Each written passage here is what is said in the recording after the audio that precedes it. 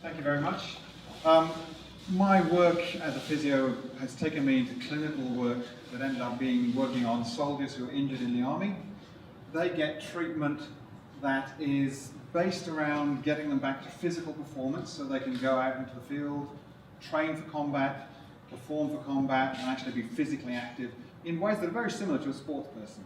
They're expected to maintain fitness on an ongoing daily basis, always be ready, and be able to go hard, go fast, go long, and go for strong endurance. So there are strong synergies between the ways soldiers prepare their physicality.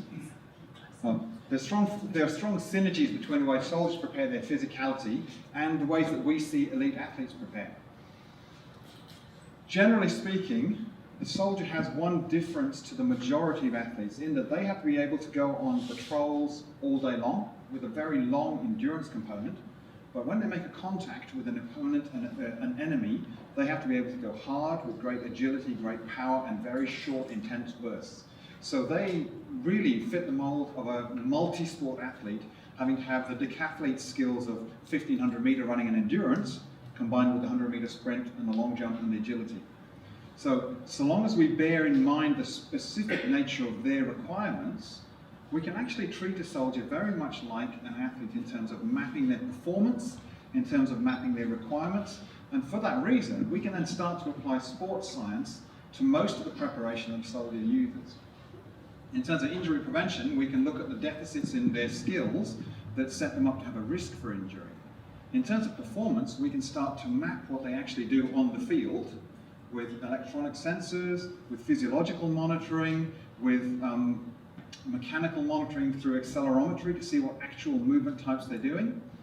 And with that sort of science applied to their field, we can then start to improve the general fitness training that they get to make the fitness training specific to the requirements that they have when they go out and actually do their tasks.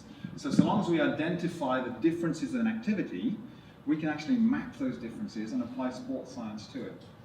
I'm lucky that I actually have already had some chances within the army because I've worked with them, and we've looked at the medical side of things. So looking at predicting injury risks for shin splints, looking at predicting injury risks for ankle sprains, screening people before they participate in military sporting activities. They do play sport like rugby and normal sport, so we actually screen for injury risk in that population, in that environment.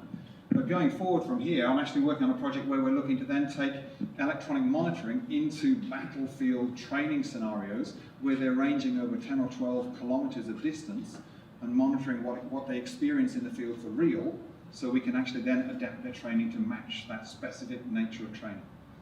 Thank you very much.